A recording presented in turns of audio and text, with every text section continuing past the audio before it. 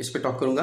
देखिए, नाक के जो बाल हैं वो फ़िल्टर के तौर पे इस्तेमाल होते हैं। जब आपके नोज़ के ज़रिए डस्ट या एलर्जी वगैरह जाती है तो उसको बाल, जो नाक के बाल होते हैं, वो रोक लेते हैं।